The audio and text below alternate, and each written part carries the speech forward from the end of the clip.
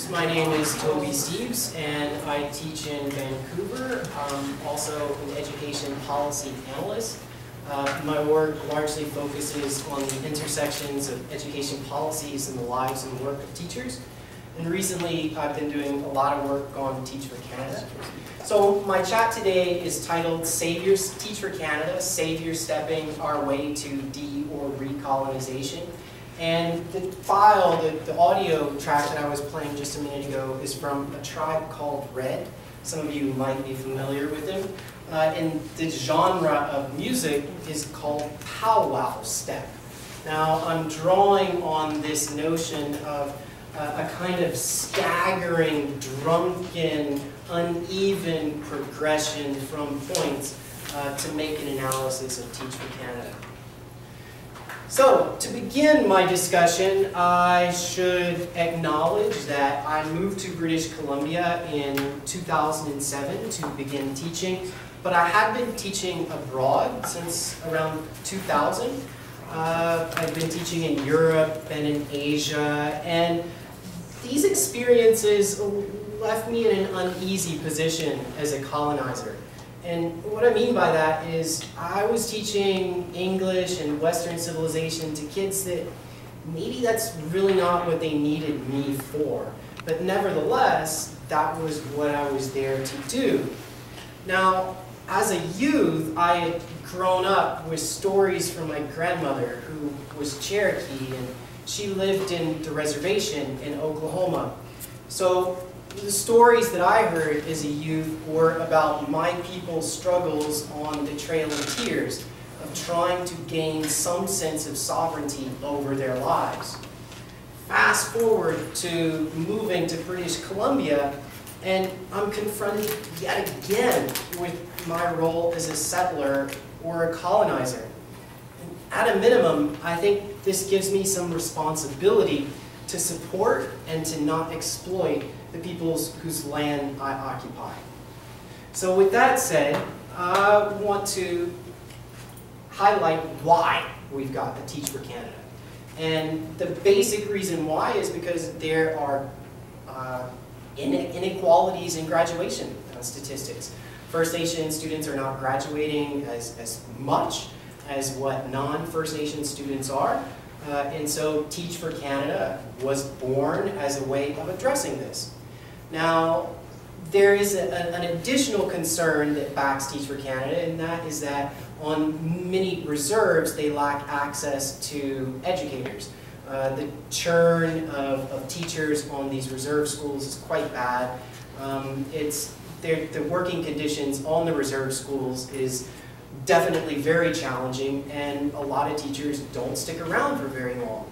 So put those two difficult situations together, and you've got the birth of Teach for Canada.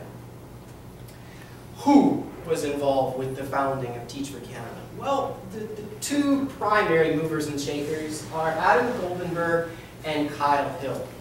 Now, Adam Goldenberg, he studied at Yale and at Harvard. He was a speechwriter for the Liberal Party of Canada. He's definitely very politically connected. Kyle Hill, for his part, he has done a lot of work for a group called the Boston Consulting Group. They're not really that big here in Canada, but they are one of the world's largest management consultancy firms. What they focus on is teaching people how to be more efficient. One of the policy agendas that they've pushed in the United States is charter schools. They have also encouraged close some schools, open charter schools, push standardized tests, merit pay for teachers. You get the drift. Now, Kyle Hill is the Canadian rep for Boston Consulting Group.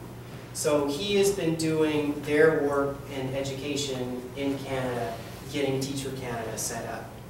Now, if it was just these two guys, then maybe Teach for Canada would be a little bit less of a challenge for us, but it's not just them. In fact, Teach for Canada has acquired a great deal of support from other partners.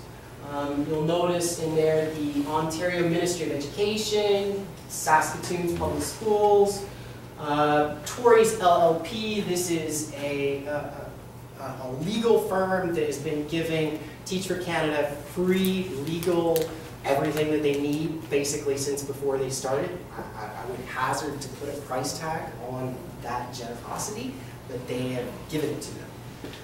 American Eagle Outfitters, they've done a number of programs with Teach for Canada where if you buy something from Teach for Canada, from American Eagle Outfitters, then a certain amount of money will go to Teach for Canada or to schools in the north to support First Nation schools.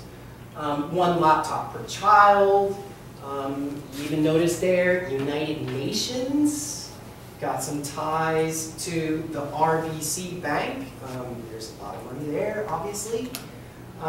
Getting a little bit closer to us in British Columbia, some of you might be familiar with the Historical Thinking Project, which is organized through UBC, Dr. Peter Seixas.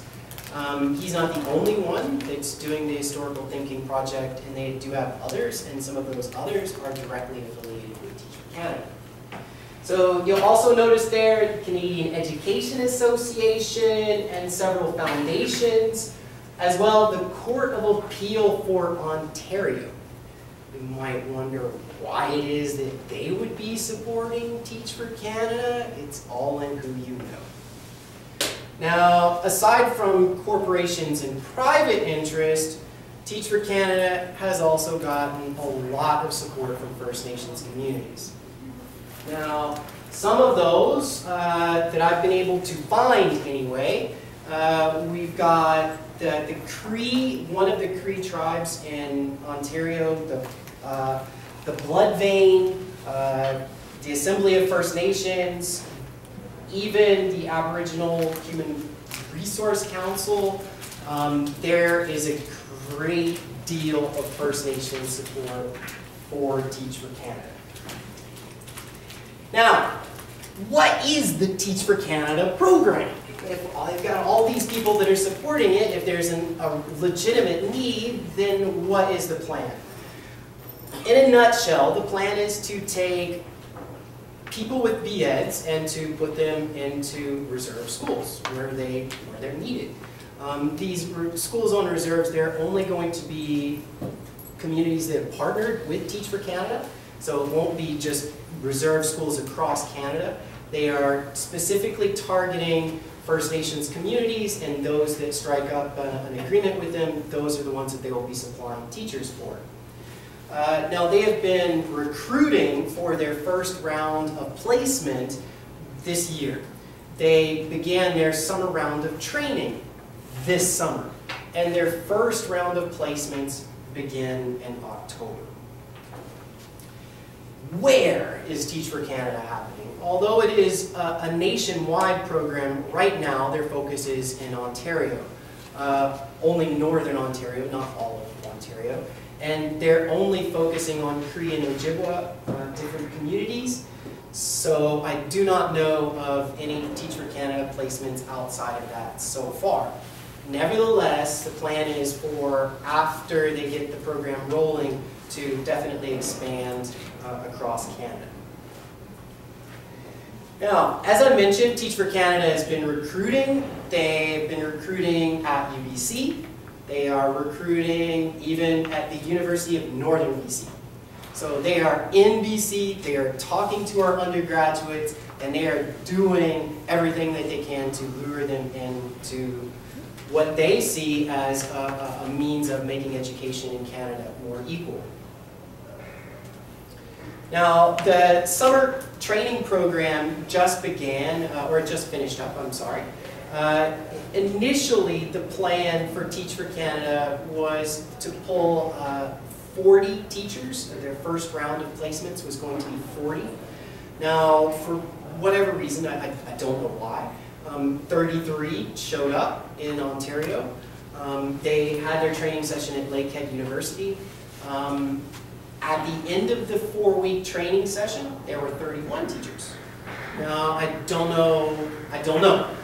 Initially, you go from 40 to now 31. Well, they've lost almost a quarter of the teachers that they said that they were going to use. Now, those of you that are familiar with Teach for America might already know that Teach for America, they don't necessarily stay for the 2 years. And it's also very common after that 2 years is up for them to be out the door and on their way on to something else. So it is a real big cause for concern if their initial target was 40 and then they're down to 31.